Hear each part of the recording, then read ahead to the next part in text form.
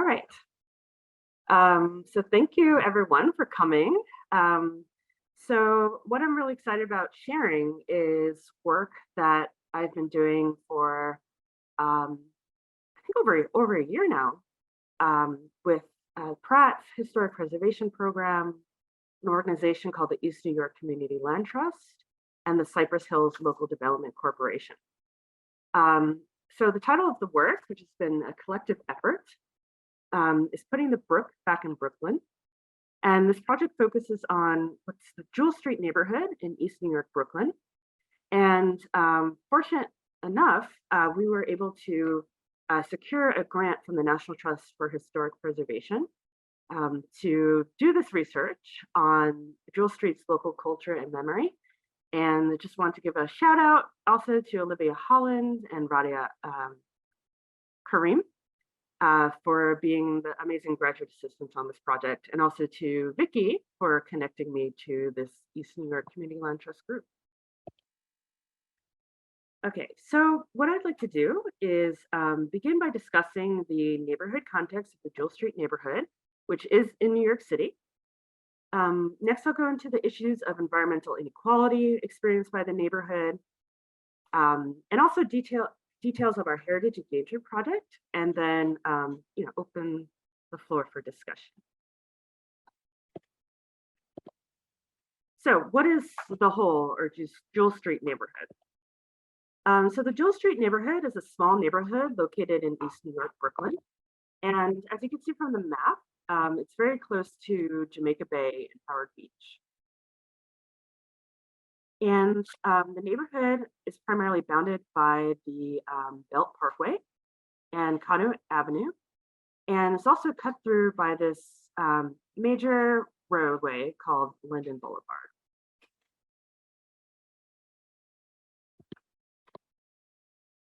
So part of the challenges that face the neighborhood is that the neighborhood is divided by a number of census tracts. So the green outlines are the census tracts. And also the main vertical line cutting through the neighborhood is also borough boundary. So the neighborhood is divided across Queens and Brooklyn. So the data is approximate for this, but there's about 200 families that live in the neighborhood. The neighborhood is primarily non-Hispanic Black residents. More than 80% are renters, and about 30% of the population is below the poverty threshold. And again, divided, one portion of the neighborhood is in Queens and the other is in Brooklyn. So this is a Google Earth view, another view of the neighborhood. And you can see immediately kind of one of the major issues that affect this neighborhood. And that is the issue of flooding. Streets are flooded, backyards are flooded, even on days without rain. So what's contributing to this issue? So as you can see from this other Google view, if you track the elevation of the backside of this mall that's been constructed next to the neighborhood, you can see that the neighborhood is in a very depressed area of land that is below the grading of the surrounding area, like Linden Boulevard and the mall.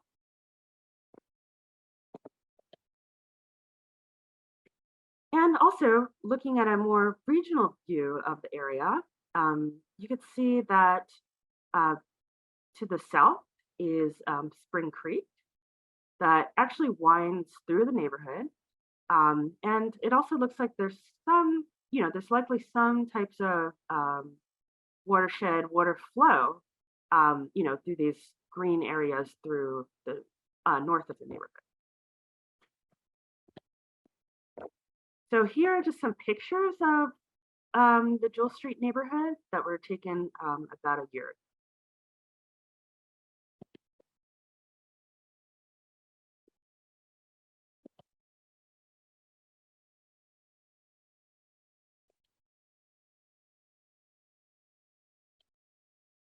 ago. It's just massive amounts of water, even on sunny days.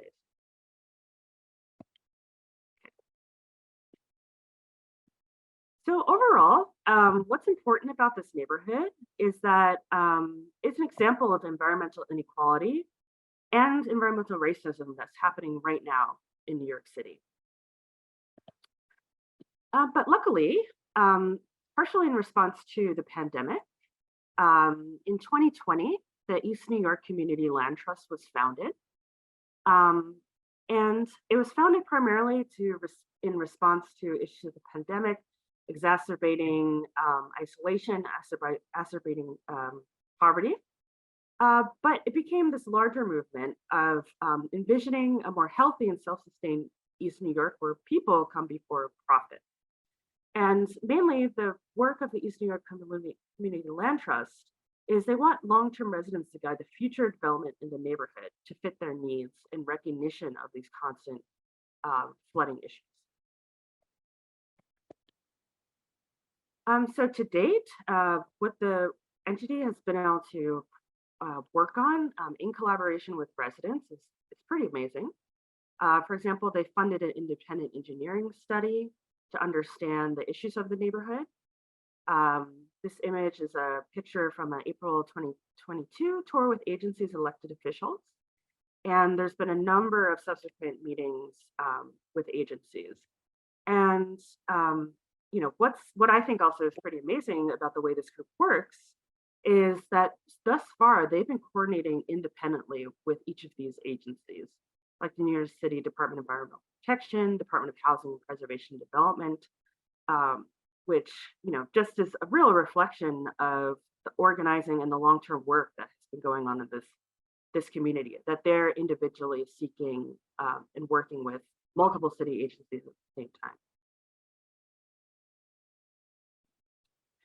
So the East New York CLT also worked with NYU to test the standing water in the neighborhood.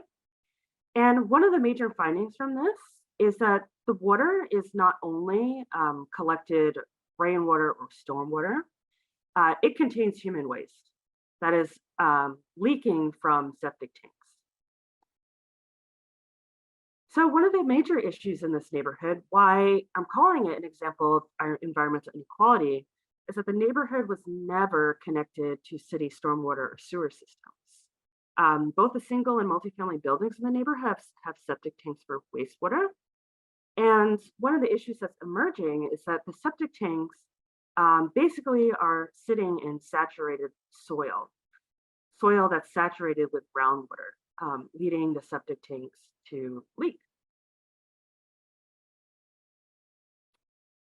And what we're seeing throughout the neighborhood, unfortunately, is a number of what I would call harmful self-provisioning techniques. Like residents, they're letting gray water, which is water from sinks, showers, washing machines, directly into the street, which is also contributing to this flooding.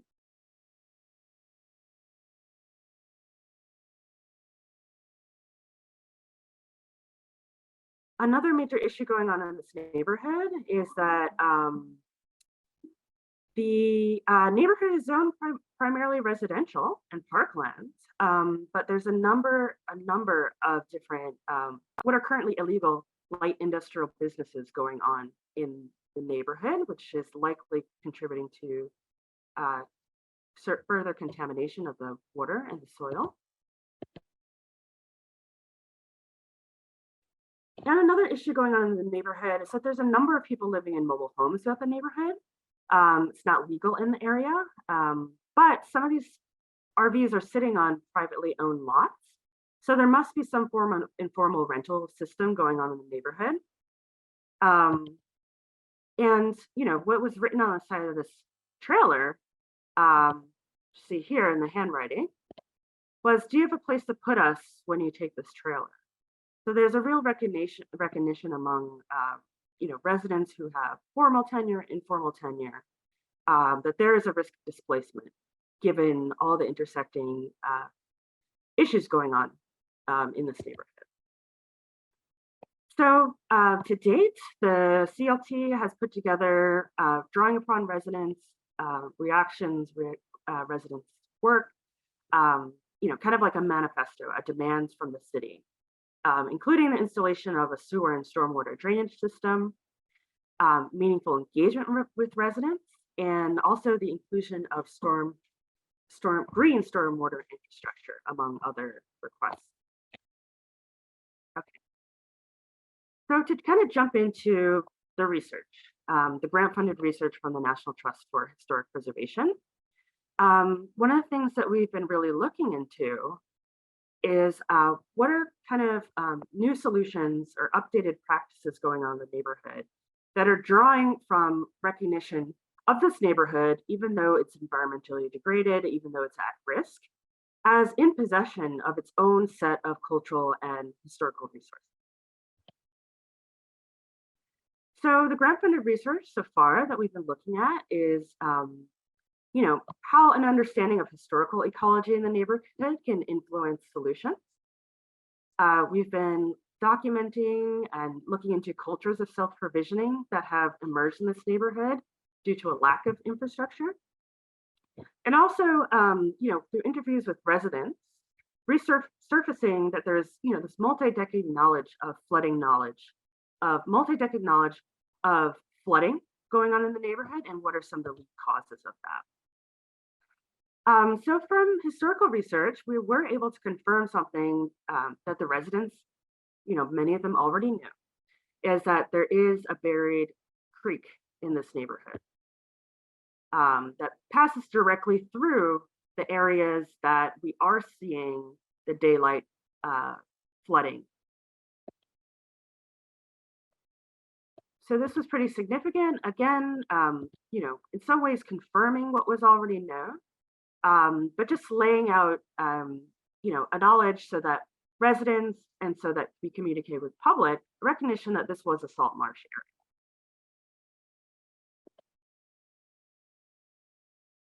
area. And the Spring Creek, this is a 1904 sandbar map that the creek does pass directly through the neighborhood.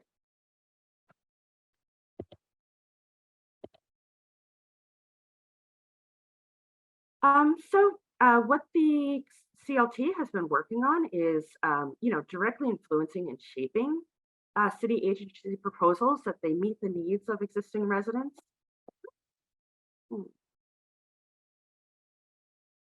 Yep, that they meet the needs of existing residents and also do acknowledge that there is this buried Spring Creek and that there's a greater need for more green infrastructure-based solutions.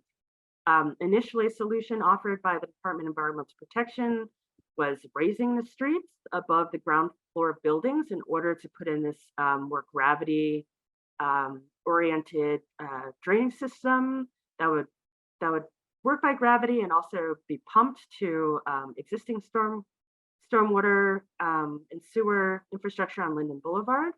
But as a result of, the work that was done in this grant period and also what was done previously with Pratt Savvy Lab, just a real recognition and acknowledgement that there is a buried Spring Creek here. What we've also been surfacing is what we've been calling this culture of self-provisioning due to a lack of infrastructure. And in particular, one resident, David Lopez, he owns this multifamily building at the corner of Dumont and Ruby. And the image on the left is, one that he shared from his, personal photo collection in 2014 of how he went about this process of building up the sidewalk so that when more future flooding is occurring, there will be some level of defense through making this makeshift elevated sidewalk.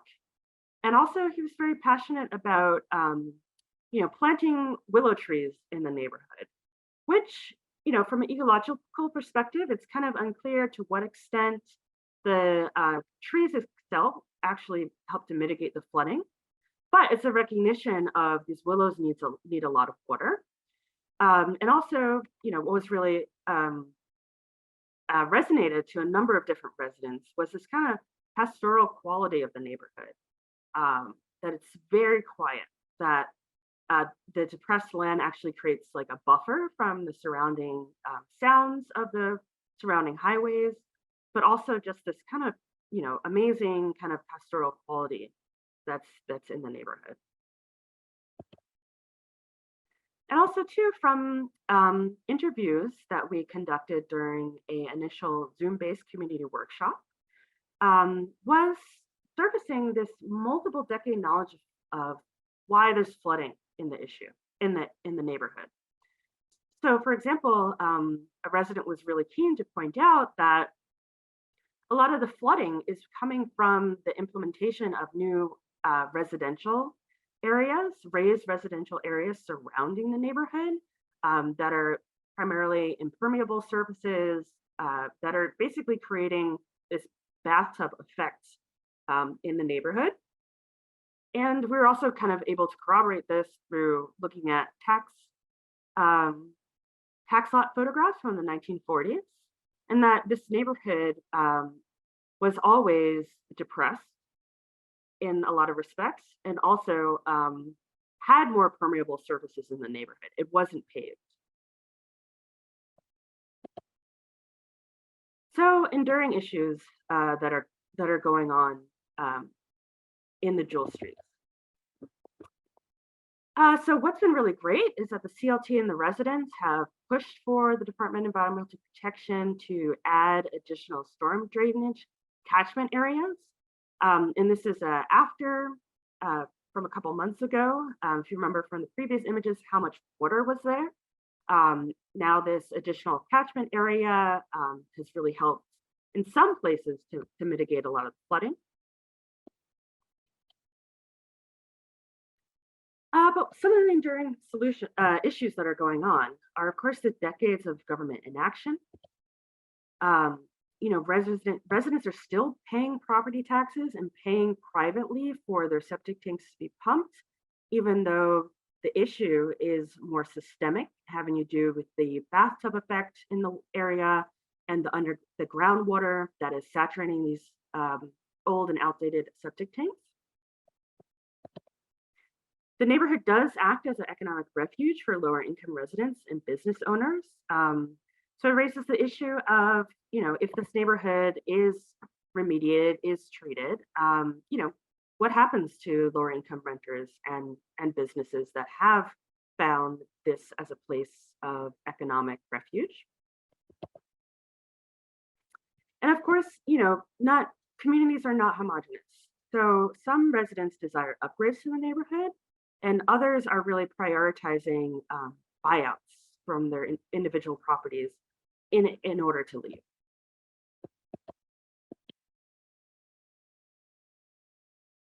So along with this research, of course, we've answered some questions, but we've also dug up, you know, a number of, I think, long-term issues that really need to be addressed. And one of them is, you know, public engagement techniques, communication techniques. Like, how do we frame the issues to recognize this as an environmental disaster, as an emergency? And how can we use this neighborhood as a way to spur plan retreat and buyout policies in New York City before storm disasters occur? As said in other presentations, like Craig presentations, like this is a slow moving disaster. We need to look more at the tidal influences on the sunny day flooding.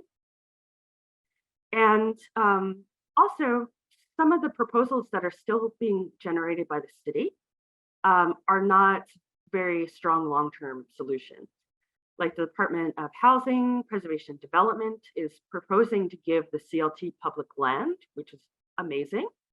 But the site of this proposed public land is actually closer to Jamaica Bay and is a landfill. So I don't know how this would serve as a long-term site of relocation.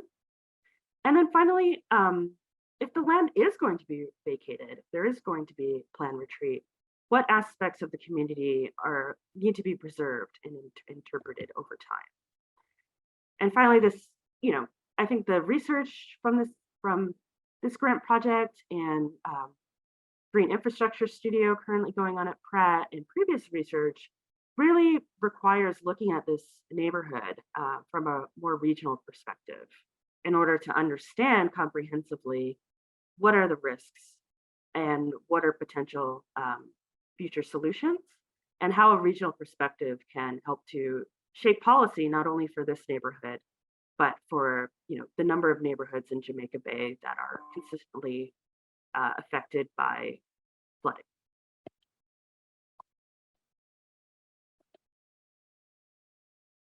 All right, well, thank you. Just putting this QR code here for a little bit. You could snap it with your phones, and it'll go directly to the East New York Community Land Trust website. So with that, thank you very much.